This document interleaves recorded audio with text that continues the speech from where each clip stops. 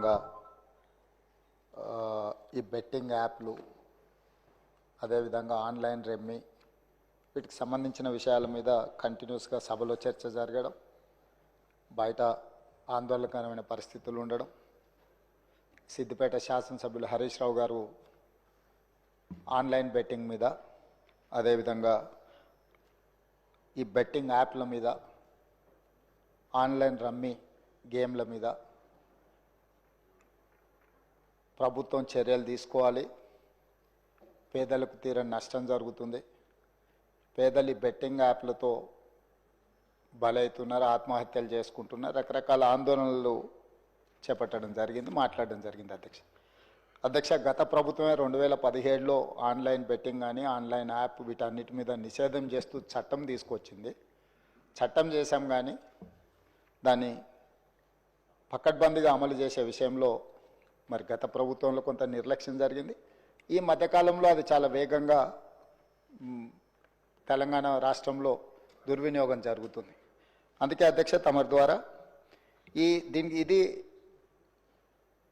పక్క రాష్ట్రాలు, దేశము, ఇతర దేశాలు ఈ నేరం ఒక రకంగా అంతర్జాతీయ స్థాయిలో, రాష్ట్ర స్థాయి నుంచి మొదలు పెడితే అంతర్జాతీయ స్థాయి వరకు వివిధ రకాల సంస్థలు, వ్యక్తులు, రకరకాల దేశాలకు సంబంధించిన నేరగాళ్ళు అందరూ కూడా ఇందులో పాల్గొంటున్నారు.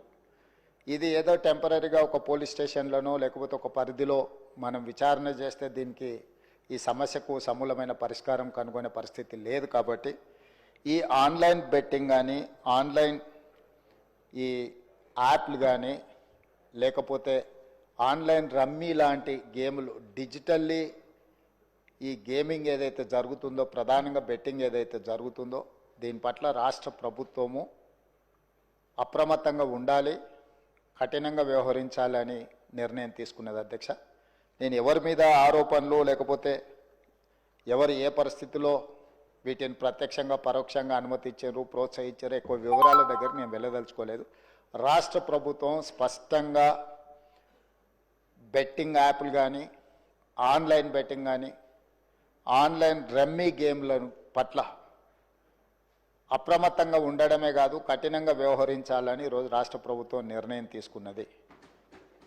దీన్ని నిరోధించడానికి, నిషేధించడానికి అవసరమైన చర్యలు తీసుకోవడానికి ఒక స్పెషల్ ఇన్వెస్టిగేషన్ టీం, వీలైతే సిబిసిఐడి కానీ లేకపోతే అధికారులతో సమీక్ష చేసిన తర్వాత ఒక స్పెషల్ ఇన్వెస్టిగేషన్ టీంని వేసి కఠినంగా వ్యవహరించాలని చెప్పి ఈరోజు రాష్ట్ర ప్రభుత్వం నిర్ణయం తీసుకున్నది. అధ్యక్ష అదేవిధంగా గతంలో చేసిన చట్టంలో దీంట్లో ప్రధానంగా 2 సంవత్సరాల కంటే మించి శిక్ష కూడా లేదు.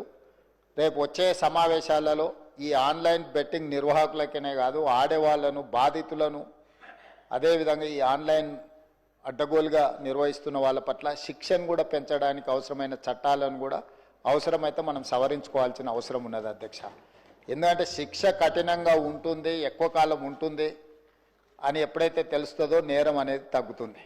కాబట్టి దీనికి సంబంధించి పూర్తి స్థాయిలో ప్రభుత్వం చర్యలు తీసుకోవాలని, అదేవిధంగా గుట్కా ఇట్లాంటివి కూడా నిషేధిత పదార్థాలను కూడా ఈరోజు మార్కెట్లో బాగా సరఫరా జరుగుతున్నట్టు మా దృష్టికి వచ్చింది. అధ్యక్ష వీటి పట్ల కూడా మేము అప్రమత్తంగా ఉండాలని ప్రభుత్వం నిర్ణయం తీసుకున్నది. అందుకే ఆన్లైన్ బెట్టింగ్, ఆన్లైన్ యాప్లు, అదేవిధంగా ఆన్లైన్ రమ్మీ ఈరోజు నిన్న మొన్న మీరు టీవీలలో, పేపర్లలో పోలీసులు కేసులు నమోదు చేసి వాటికి ప్రచారం కల్పించిన వాళ్ళను పిలిచి పోలీస్ స్టేషన్లలో విచారించడం జరిగింది. వాటికి ప్రచారం